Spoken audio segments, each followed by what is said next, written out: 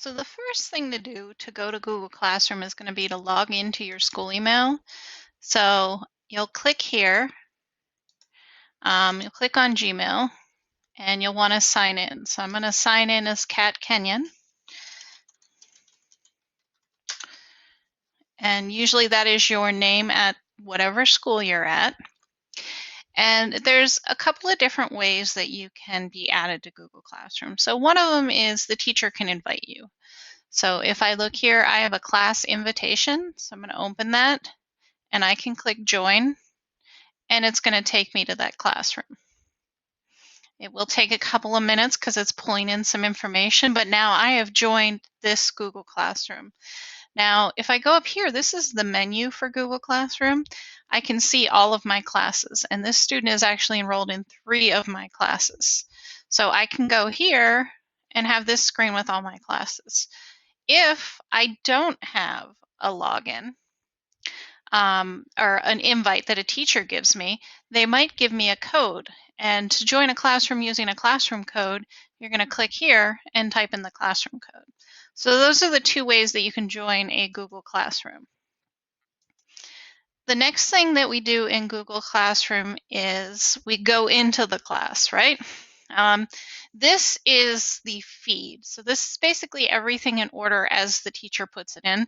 This is where you're going to look for announcements. It's going to show all the assignments, but for most of your classes, the assignments will be organized under Classwork, so that's where you're going to want to go for your assignments. But you always come here first. So once you come in here, there's no announcements from the teacher, so I'm going to go to Classwork. And it's going to load all my classwork by unit. Now this class doesn't have very many units in it because I'm working on it right now. So I'm actually going to switch Kat to a class that has some more units in it. So I'm going to go to Classwork here, and you can see there are a lot more assignments. Okay, so to do an assignment, you're going to click on it, and it's going to open. Now this assignment tells us to watch this video and take notes on paper and then attach a picture of the notes to this lesson. So I'm going to open this. I can click on this video and watch it, and it's just going to pop up in a window so I can watch it. I am not going to play it because I don't want to hear my own voice, okay? And then when I am ready to attach my work, I can click Add, and I may be doing this from my phone. Since I'm taking a picture, it may be easiest to go to the Google Classroom app on your phone, but you're going to navigate to and find the file where you took the picture. So if I click File, because I'm on my computer, I would upload selected files. So I would attach a picture that I took. Just click Upload, and you can go to Pictures. I don't actually have a picture of notes that I took, but I'll just do the silly picture of me as a Reese cup, and I'm going to upload that. Obviously, I'm not going to get any points for this assignment, but now this is attached, and I can click Turn In. And it's saying, do you want to submit this with this turned in? So I'm going to click Turn In on that. And of course, we're pretending like I watched the video and did the assignment just so I can show you how to turn in the work. I'm not telling you to turn it in without watching the video. So now that that's turned in, I'm going to go back to my classwork and see how now that's gray because I've already turned that in. Now, a couple of my assignments here are video quizzes, which are going to be a little bit different. I don't need to show you those today for this class. So I'm going to go to a journaling prompt. And this is basically your general assignment. I have a video on how to do journaling prompts attached to all of these. But I can click View Assignment, and it says to write a paragraph answer to the prompt, right? And this is the prompt idea. And it actually, I've already created this document. Let me go to one I haven't created. Sorry. Okay, so let me go to this journaling prompt and see, view this assignment. Okay, so if I go to this one, you'll see there's nothing attached yet. And all this prompt is, you're supposed to write about this question, right? So you can click here, and we're actually going to create a Google Doc. And the nice thing about this is that it automatically gives your assignment this name. So you automatically have the name of the assignment up here with your name. So it's really nice for me as a teacher and for you as a student to keep it organized, right? So I'm going to type my answer, which is going to be several paragraphs, right? And I can actually go up here and click turn in here. And it takes me back to that screen and asks me if I want to turn this in, right? I could also close out of this and go back here and click turn in. Remember, once you type anything in a Google Doc, it saves. So that is awesome. It's there and saved for you. Now, another kind of prompt you might have, let me go back to Media Lit, is you might have a prompt where you have a template that goes along with it. So for example, for my ad analysis, there's a template assignment that goes along with it. So if I view this assignment, the teacher has already created this document for me, and I get a copy of it. So when this happens, you'll already have stuff up here in your work. You open it, and this has a thing that you're supposed to do, assignments, questions you're supposed to type. Okay? There might also be a quiz attached to this in Google Forms. I'm going to have to come back and do a different, oh no, I can show you that. I've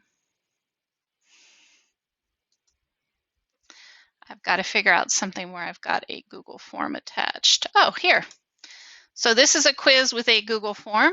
So if I click on this, it pops up with this form. I sign in with my information. Oh, wait, that's the wrong information.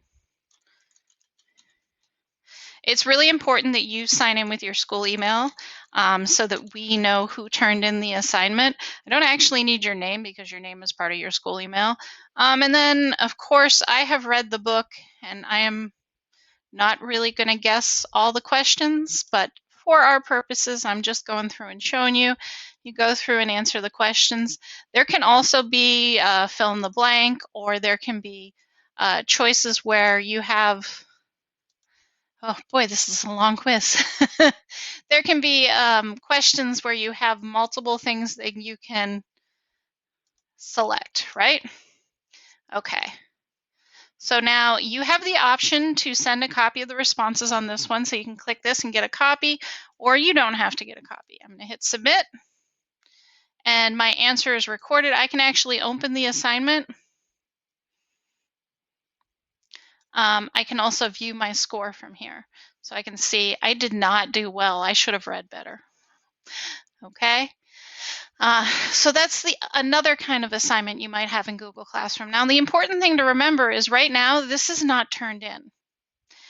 Because I went and did that form, the teacher is going to get a message that I did that form, but if I want it marked turned in here, I have to come back here and click turn in, and then it's going to turn in this assignment for me. Okay, so it is really important sometimes when it takes you to an external website to do something, and if you share it that way, that you come back here and press submit for the teacher to see it, and so that you can see that your work is done. Because what you really want in the end is when you go back to this classwork page, you want everything to be gray so that you can see that all your work is done.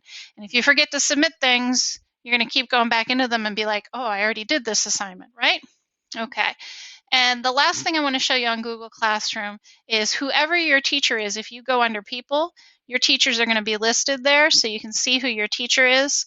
The main teacher for the class is always going to be the top one, okay? And, oh, what other things do I need to show you? I just realized there's a couple more things. You can also go to view your work, and this actually gives you a list of your work, but it's not organized by unit like it is up there, but you can see what you haven't done yet, right? Okay. So this is a good way for you to come back and see returned with a grade, assigned, missing, so you can see everything that needs done, okay? I'm going to go back.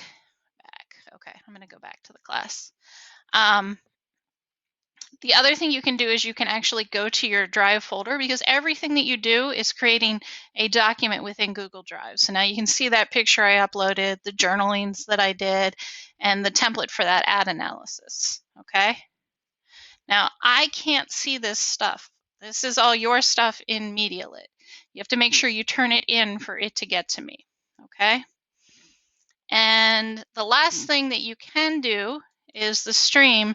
If ever you want to say something, you can just post and say here. You could say, hi, class, or hopefully you're going to have a more academic conversation. You can ask, did everyone see the commercial? This is a MediaLit commercial, the MediaLit class.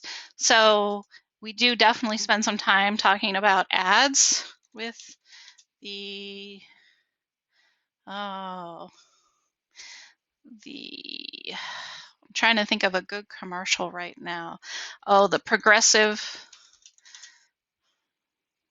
guy acting like a cat. Have you seen that guy, the mayhem guy?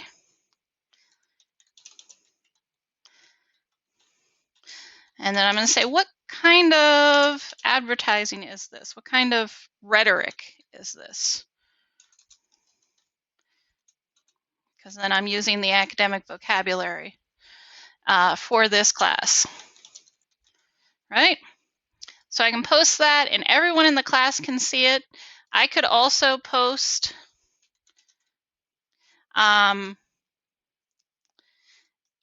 with an individual assignment. So if I had a question about this assignment, I could be like, can I give you your notes on paper?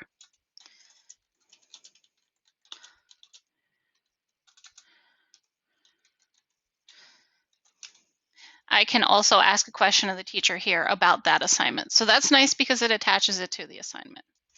So this is by no means everything or every tool that you might use in Google Classroom, but hopefully this gives you a good overview so that you can get started with your class.